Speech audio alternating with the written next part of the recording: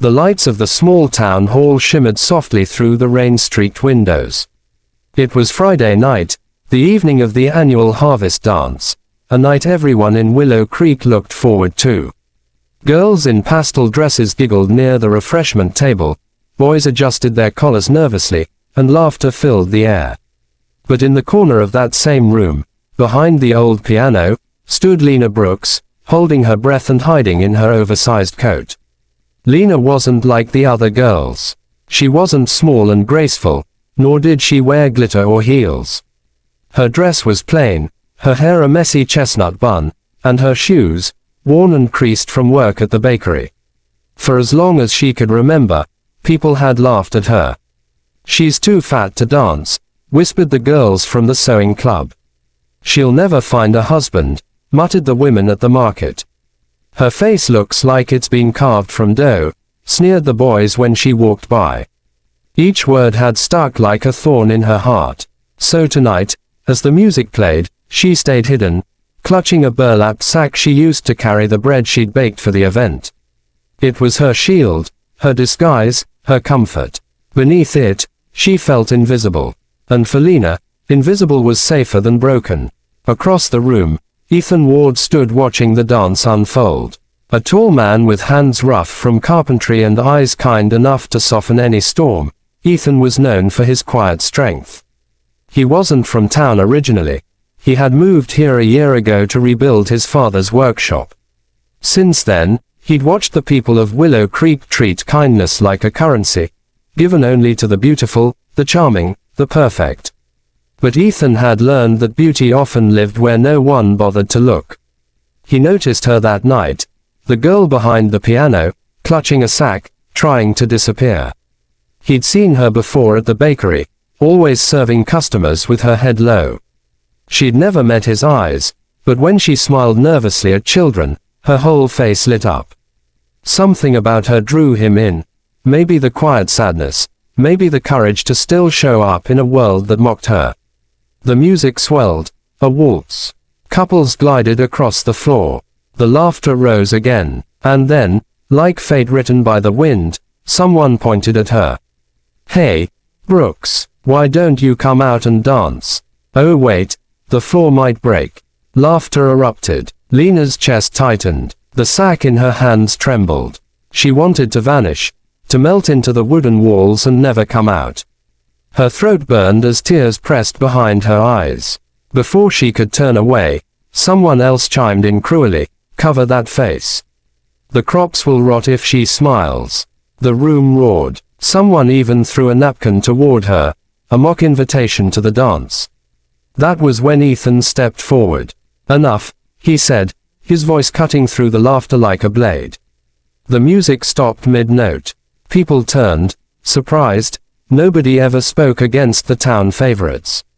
He walked toward Lena, his boots echoing against the floorboards. She tried to step back, clutching the sack tighter around her body. "Please, don't," she whispered, not sure what she feared more, his pity or his laughter. But Ethan simply extended his hand. "Would you dance with me?" The room fell silent. A few gasped. Someone whispered, "He's lost his mind." But Ethan didn't flinch. His hand remained steady, patient, kind.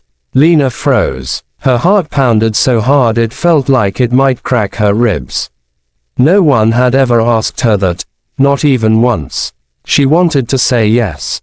She wanted to feel what it was like to be seen, even for a moment. But shame wrapped its claws around her. She shook her head slowly. "I can't," she said, voice trembling. "Please, just don't." But Ethan smiled softly. "You can, and you should. Not for them," he nodded toward the crowd, "but for you." His words were gentle, yet they struck deep. Something inside her cracked. The years of hiding, the whispers, the fear. She looked around. The crowd stared, waiting for her to make a fool of herself. Maybe she already had. Maybe she didn't care anymore. Slowly, she took his hand. A murmur rippled through the room. The band hesitated, then started playing again, softer this time, almost apologetically. Ethan guided her to the center of the floor. His hand was warm, grounding her shaking fingers. She kept her eyes down, afraid to meet his gaze. "Just follow me," he said quietly. The first steps were clumsy. Her shoes scraped the floor, her breath quickened, and every nerve screamed that everyone was watching. She could hear the giggles, the whispers, but then Ethan spoke again. "Look at me, Lena." Something in his tone, firm but kind, made her obey. When her eyes met his, the noise around them faded.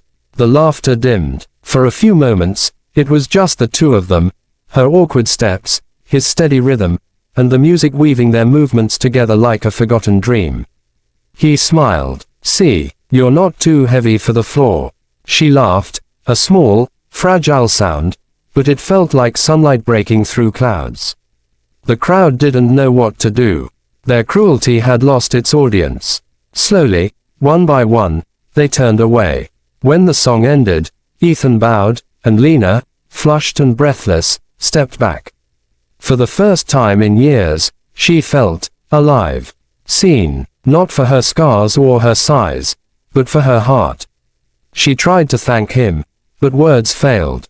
So she turned and slipped out of the hall into the night rain, clutching her sack once more, but this time, it didn't feel like armor.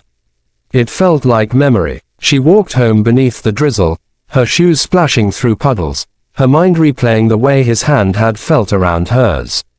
No one had ever touched her with kindness. Not once. She almost smiled. But when she reached home, a small cottage at the edge of town, the world reminded her where she stood. The door was slightly open. Inside, her mother sat by the fire, knitting with trembling hands. "Lena," her mother sighed when she entered. "Did you go to the dance? I told you not to. They'll never see you for who you are." Lena dropped her sack on the table and knelt beside her. "Mama, he asked me to dance." Her mother's needles froze. "Who?" "Ethan Ward, the carpenter." Silence. Then a sigh heavy with disbelief.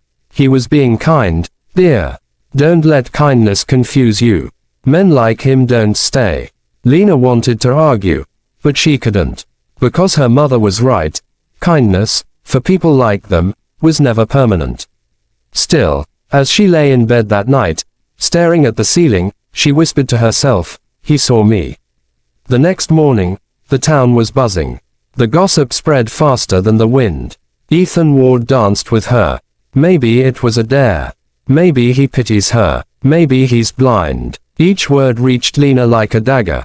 She avoided the bakery that day, afraid of the looks, the smirks. But by afternoon, a knock came on her door. She opened it, and there he was, standing in the rain again, holding a small bundle wrapped in paper. "Morning," he said, smiling. "I brought something for you." She blinked, confused. "For me?" He nodded and handed her the bundle. Inside was a pair of soft leather shoes, hand-stitched, beautiful, and new. "For your next dance," he said simply. Her breath caught. "Why are you doing this?" She whispered. "Everyone's laughing. You don't owe me anything." Ethan's expression softened. "Because I know what it's like to be laughed at. When my father died, this town said I'd fail. That I was too quiet, too strange, too lost. But I proved them wrong. You will too." Tears welled in her eyes. She wanted to believe him. She wanted to believe that maybe, just maybe, someone could love her beyond pity. But fear still clung to her. "Ethan, they'll talk. They'll say you're making fun of me." He chuckled softly. "Then let them talk. Maybe they'll finally talk about something worth remembering." She laughed despite herself, and in that laughter, something healed, not completely, but enough. As days passed, Ethan visited the bakery often. He'd buy bread he didn't need, stay longer than necessary, tell her about his work. Slowly, her walls began to crumble. She told him about her dreams, how she wanted to dance on stage one day, just once, without shame. How she used to watch ballet videos online and copy the moves when no one was home. He listened, really listened, as though every word she spoke mattered. But kindness, in Willow Creek, was never left unpunished. The rumors grew darker. Someone painted on her bakery door, Freaks bread, fat girls special. Someone left a sack, like hers, tied to a broomstick outside her house. It was cruel, mocking, and it broke something deep inside. She stopped showing up at work. She stopped opening the curtains. And when Ethan came knocking, she didn't answer. For 3 days, he tried. Then one night, as thunder rolled and rain lashed against the windows, he found her outside by the river, standing beneath the old bridge, sack pulled over her head like a mask. Her shoulders shook as she cried. "Lena," he called, running toward her. "Go away," she shouted through her tears. "You don't understand. They'll never let us be. I'm a joke, Ethan, I always will be." He stopped just a few steps behind her. The river roared, but his voice rose above it, steady and strong. "Then let me be the fool who sees the beauty they don't." She turned, rain streaming down her face. "Don't lie to me," she whispered. "You don't know what it's like to be hated just for existing." He stepped closer. "You're right, I don't, but I know what it's like to love someone brave enough to face it." And before she could move, before she could hide again, he reached forward, and slowly removed the sack from her head. Her tear-streaked face appeared beneath the storm. Red eyes, trembling lips, hair tangled with rain. She looked away, ashamed, but Ethan gently lifted her chin. "You're not too fat to dance," he said. "You're not too ugly to be loved. You're just too real for a shallow world." And in that moment, as lightning flashed and rain poured down, something shifted between them. The girl who had been mocked all her life finally saw herself through someone else's eyes, not as broken, but as whole. He took her hand once more. "Dance with me again." She hesitated, then nodded. And beneath the storm, they danced, clumsy, soaked, laughing, crying, as if the whole world had finally stopped judging. For the first time, Lena didn't care who was watching. Under the silver dawn, the townsfolk gathered at the square, stunned to see Lena step forward in her handmade white dress, radiant, confident, free. Ethan stood before her, holding a single ring carved from the wood of his workshop. He smiled and whispered, "You taught me what real beauty is." Tears shimmered in her eyes as she nodded. "And you taught me what love feels like." He slipped the ring on her finger, the crowd silent in awe. No one laughed that day. They only watched as the ugly girl became someone's forever.